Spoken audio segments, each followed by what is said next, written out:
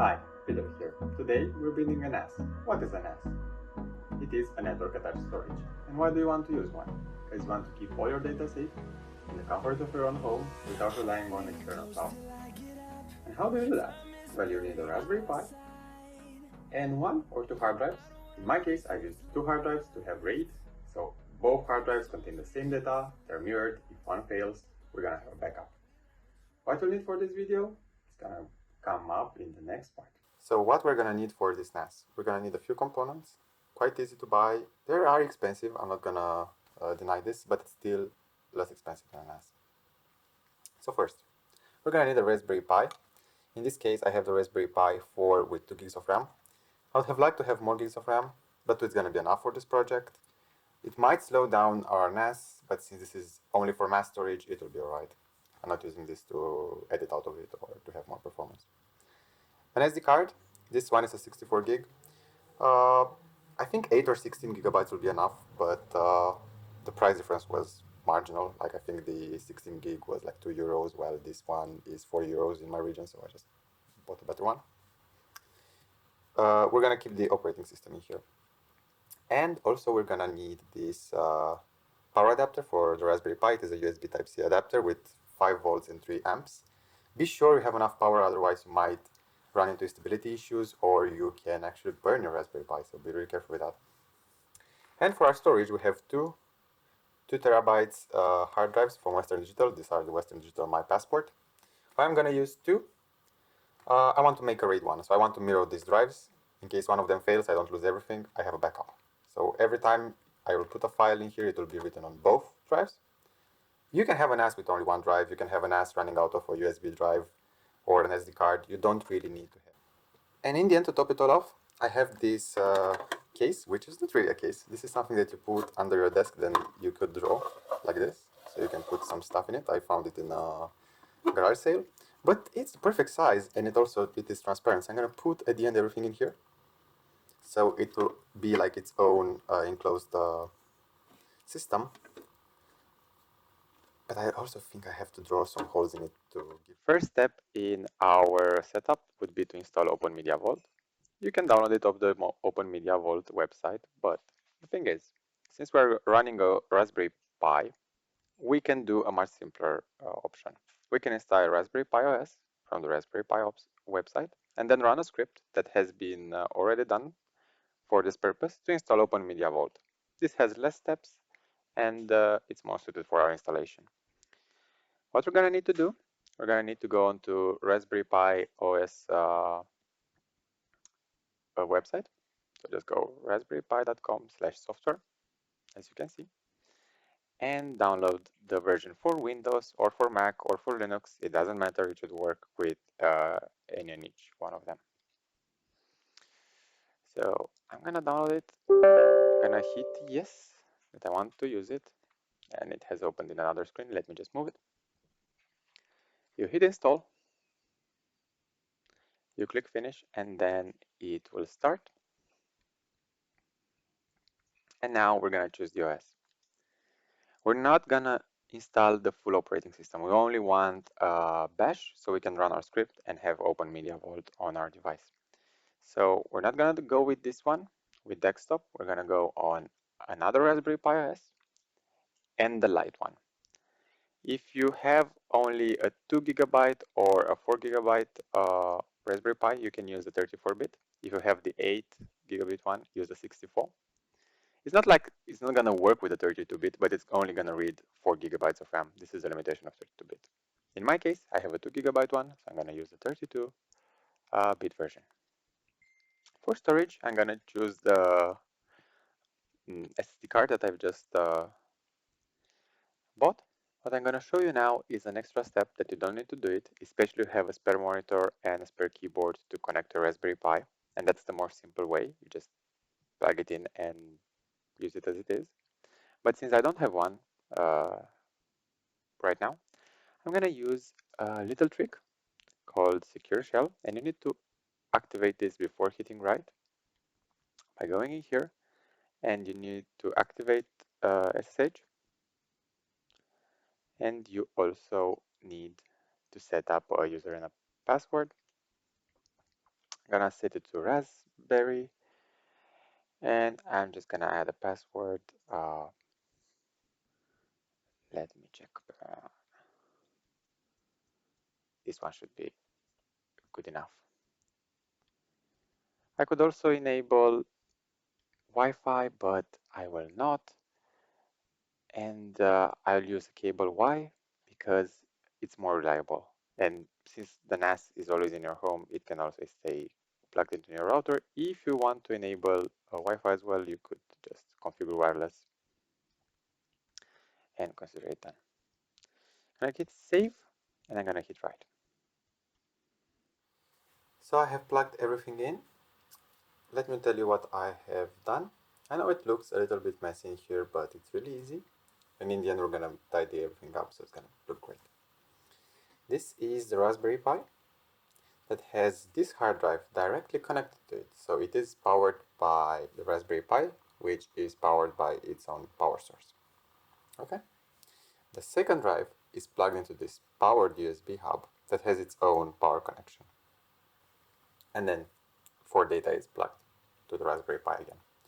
Make sure to plug them in the USB 3.0 ports and not in the 2.1 ones, because then you're going to experience much lower speed on your NAS. You have two USB, so if you have RAID, this is enough. If you don't do RAID, then you can just straight plug this in into your Raspberry Pi directly without the hub. Why am I doing this? Two hard drives would be too much power for the Raspberry Pi to power. Technically it should work, practically it will shorten the lifespan of the Raspberry Pi. Second thing, since we have two power supplies, in case one of them fails, I'm sure we're not gonna burn both hard disks. We're just gonna destroy one. So this is the whole purpose of it, keeping our data safe. The Raspberry Pi has been connected with an Ethernet cable. That looks quite bad, but it works. Because this is more reliable. I have the SD card in it, and we are gonna run an SSH command to connect to it. Again, if you have a keyboard and a spare monitor, you can just connect the Raspberry Pi to a keyboard and a monitor and use it as it is. SSH is the same thing, but instead of displaying our console output onto the display, we're gonna display it onto our screen of the laptop that we do a remote connection. Same thing, it's like using TeamViewer, but for consoles, let's say. Either way you choose it, the next step are gonna be the same for you anyway. So let's go to the next step.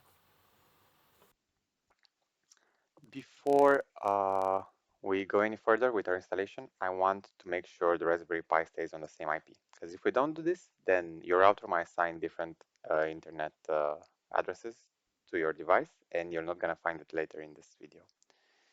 So your router might not do this. It might keep the same IP for every device, but most modern ones change them around because they have a DHCP server. This is more complex. If you know networking, you know what I'm talking about. If you don't, then you might want to continue with me on this. You need to go into your router's settings. So for that, you can write ipconfig, and you now look at the default gateway. This is the place in which your router settings reside, especially for TP-Link's ones and other ones that are related to this. I think TP-Link's makes routers under other names as well. You'll need to enter your password from your TP-Link router. If you don't know it, it's most likely admin. I'm already connected to it, but just for the sake of it, I'm gonna just do a logout and now do a password. So I'm gonna insert mine, which is quite complex because I want to keep my router safe. Okay, so you should go into, for TP-Link at least, advanced and DHCP. This one has something called address reservation. And as you can see, every device has an IP assigned to it, and yeah, they will change over time. I just go in here, view connected devices, Raspberry Pi, and I'll just assign this address to it. So every time I plug in my Raspberry Pi, it's gonna stay on this IP. And since we have a static IP now, we can SSH into it. Again, if you're using a monitor and a keyboard, just use your monitor and a keyboard. You don't need this. But I think this is more interesting. I'm going to open another command prompt and I'm going to do this SSH. The user that I'm going to connect to, that I've put in before Raspberry, and now the IP, which is 192.168.0. How do I know this? This is the home IP, and then it's just 160 for the Raspberry Pi. Everybody should have something looking like this. And I was going to ask for the password, which I've set up.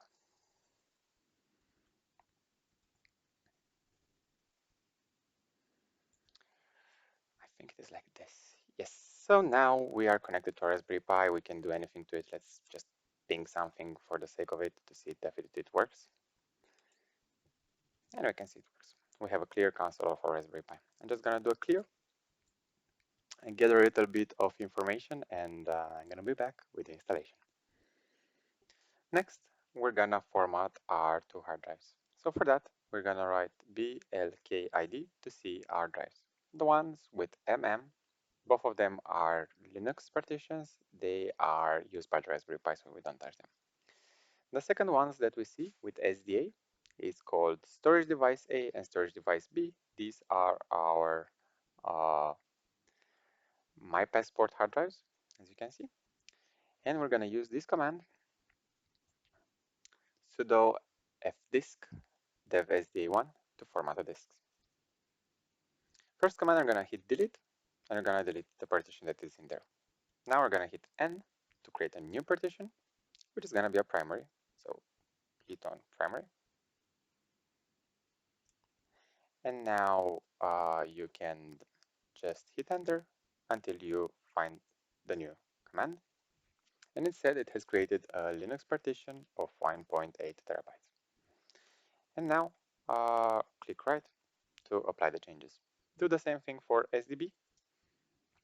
Delete, new, primary, enter, enter, enter, and now click right.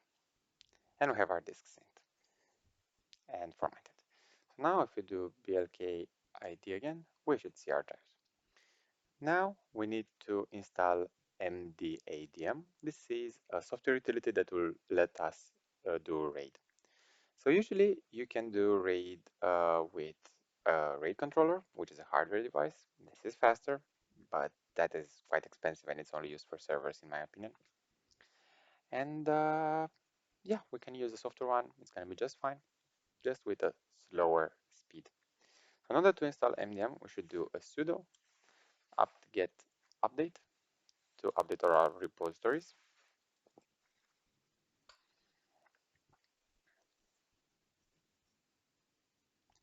This shouldn't take long. Okay, and now we should do a sudo apt-get install mdadm with a dash y to answer yes to all of the questions, so we don't have to say yes every time to all the places in the installation. This is a safe software, so don't worry about saying yes to everything.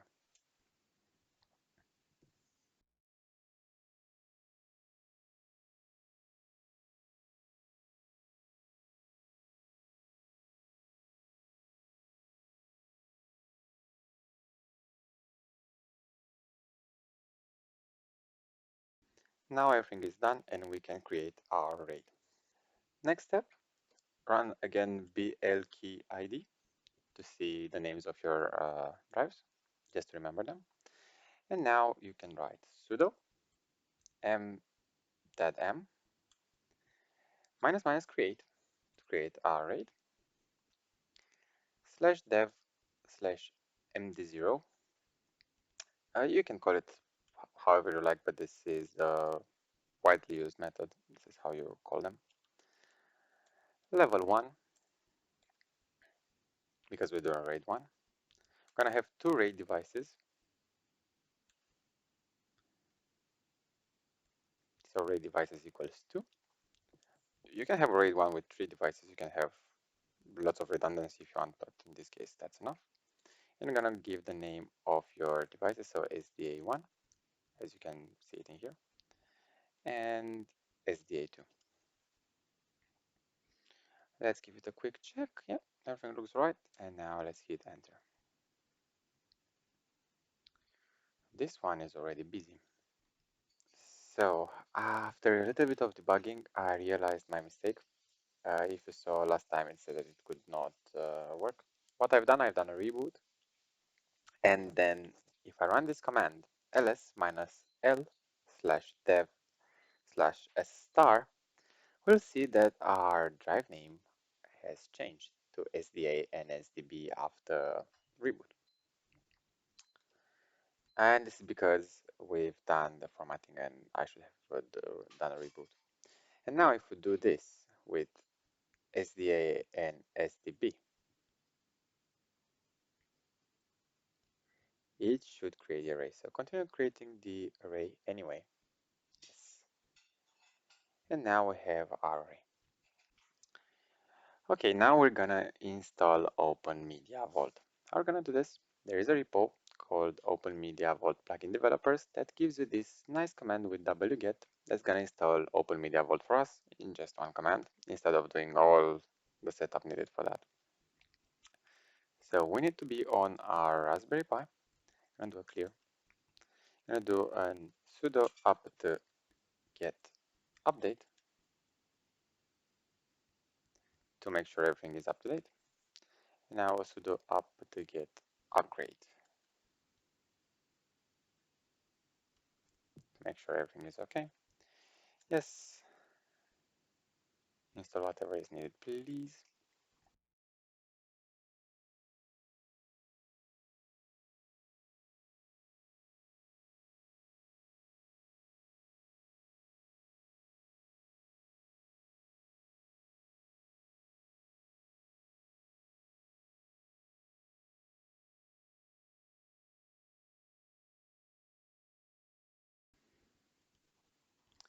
And now you can run this command, and it's gonna take a while, so you can wait after this. I'm just gonna stop the recording after running the command, but we should have Open Media Vault installed after this. Okay.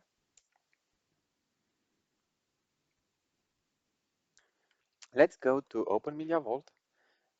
So to the website that hosts our Open Media Vault, which is on our conveniently on our router, at the IP address we set up earlier, 192.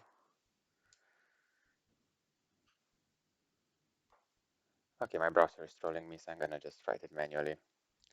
168.0.160. Okay, this is Open Media Vault. How do you log in? Well, first thing you need to add admin, and then I think the password is Open Media Vault. This is the default. Once you are in, you should see under storage the fact that we have a software RAID between our two devices, and you should see the disks. But the most important part is the fact that we have a software RAID between the two of them, and this might take some time to resync. So keep that in mind.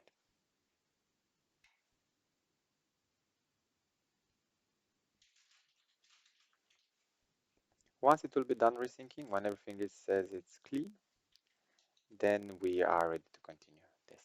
This could take quite a lot of time. We're 0.4% now. So bear with me.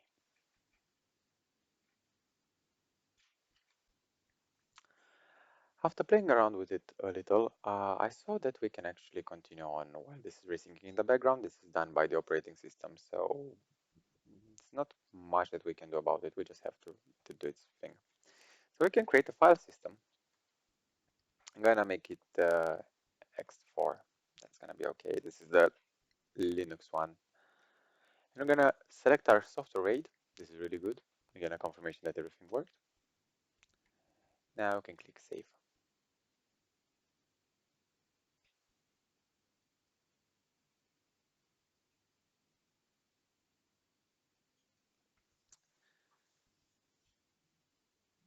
This will take a little bit of time, but we'll just have to wait for it to create. You can see those numbers going up. I think it has to reach 14,000, so I'll pause it a little so we don't have too much waiting time. This has finished, so I'm just gonna hit close. Now we need to mount the file system we have just created, and Open Media Vault has already opened this tab, so you should just select the storage and click Save. Now we have everything in here, but we also need to hit Apply for this to be saved.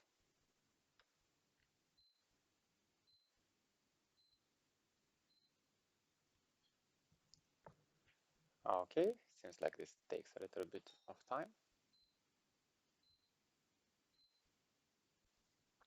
It was applied. If we go into shared folders, file system, yes, we have a file system. If we go into shared folders, we should create a shared folder. I'm gonna call it better underline share, because it's gonna be my share. I'm gonna create other shares for my family as well. And everyone can read and write. I might change this later, but for now, just to see that it works, I'm gonna do this. Of course, you can make it more secure later by adding users and changing lots of configurations. So let's click save. And now we need to apply the configuration, of course, yes.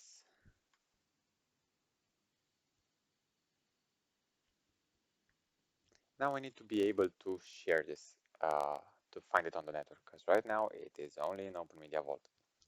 Or you can use this absolute path, but I'm not really sure how you need to access it, maybe with SFTP or something like that. Anyway, with services, we're gonna enable SMB CIFS. So we're gonna enable it. Okay, everything looks all right. This is gonna allow us to talk between the network attached storage and Windows. Let's hit saving here. And again, apply all the configuration.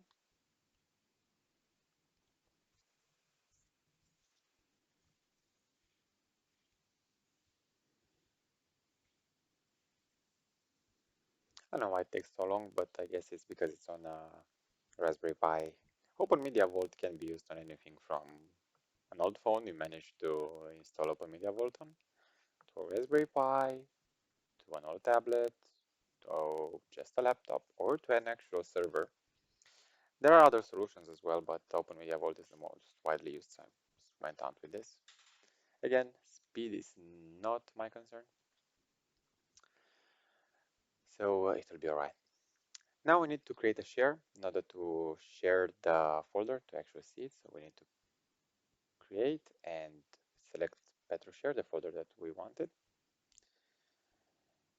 And let us see what's in here. Read only, no browsable. Yes, everyone can read and write. We've selected that earlier, sorry. So if I hit save now, it should be public. Again, save all the changes, so apply them. And now we should be able to see this in Windows. I'll be back after this is being saved. This is the last part. We're gonna go into network and sharing. So we just go in here and just type network. The network status should be okay. And in here we have network and sharing center. And here's the change advanced sharing settings. By default, Windows comes with this turned off. You should turn it on and save the changes, since I haven't done any change now because it was turned on for me. I cannot save it, but let's just do it for the sake of it. So turn on. Good. And now you can open My Computer.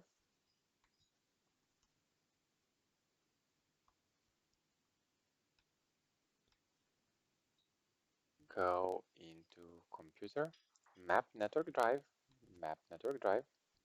and this dialog will pop up. You can click browse, and now it will scan the network for any SMB compatible devices on the network, and it should find a Raspberry Pi.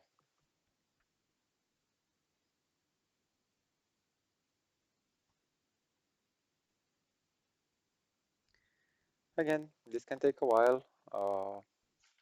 I don't know why it takes so long, because I don't have many devices, and it should, in my opinion, show them as they pop up. But yeah, we have Raspberry Pi in here, and we have our share, and we can mount it to drive P from Petra. Why not? And click finish. And now in my computer we can see that we have in here a network attached storage. Let's copy something to see that it worked. I'm just gonna go into downloads, something that I've downloaded the imager, that seems fine, and put it in my share as the first thing that I've copied. Yes, copy it. This goes over the network and the speed is decent, it's 4 megabytes. Not the best, but I guess Open Media Vault is also doing some other stuff. And now let's see if we can see the file inside. I'm actually quite curious if anything has changed. So if we look now into our file systems, which should be here in storage. Yes, it has taken up 19 megabytes. So before it was a few kilobytes. This means that this has been copied. So now our NAS is done. You can leave it as it is, but what I would suggest is doing more secure settings to this so you don't cause any troubles to yourselves, because network attached storage is one of the most attacked devices on the internet and on the network, especially if you expose this outside. So right now it's only on our local network, only our local devices can use it. But with the rise of IoT devices, you don't know which one of them is malicious and which might take control of your storage and demand ransomware to your precious data. So be sure that you save everything correctly, okay? I might make a video about it, but for now, that's enough. Maybe I'll follow up with a part in which I show you how I've put everything in that box and how everything looks now, clean and tidy. But I guess you can see it in the next second if it happened. If not, thanks for watching. After building the NAS, it was time to put it in a case. So we have everything together nice and tidy. And what I've done, I've put the Raspberry Pi in a case with room to breathe. It's missing a panel in here, and it also has these holes and this GPIO port, which is empty. For extra breathability, I've done some holes with soldering iron, because putting drill in this would have breaked it. And it's just lots of holes to give it some air to breathe. So here is the Raspberry Pi. And here is our powered hub, USB hub. You can still plug something in here if you'd need to. And in here are two hard drives, separated, funnily enough, by a kitchen sponge. And you're gonna say, whoa, what's that? Well, hard disk spins, and they do create vibration. If you put two hard disks on top of one another, they will start resonating, and they will break faster because the vibration of the one is gonna affect the other. Okay, in server rooms, there are hard disks who are specially built for this type of scenario with vibrations and all that stuff. And I guess this type of portable HDD should be the same, because you can just move it around and spin it. But I'll not try my luck. I will just separate them with a sponge. The vibration will get absorbed and everything will be right. Through this hole, even though it doesn't look that nice, I have two cables that go to the charging for the external power supply for the hard drive and for the Raspberry Pi. As I said, one of the hard disks is powered by the Raspberry Pi, one is powered by the external USB hub. So I have two different power sources. If one of them dies and takes something with it, it should not kill the other drive. So I have not only redundancy in terms of software with two drives having the same information, but also for physical protection in case one of them goes. And what remains to be done is to put the lid on this one and also to plug the networking into the Raspberry Pi and just power it on, and it should work. And let me just pull the lid on it. I have it in here. It will be quite rough because the edges now are not that smooth as they used to be. So let's put it here and slowly but surely move it around.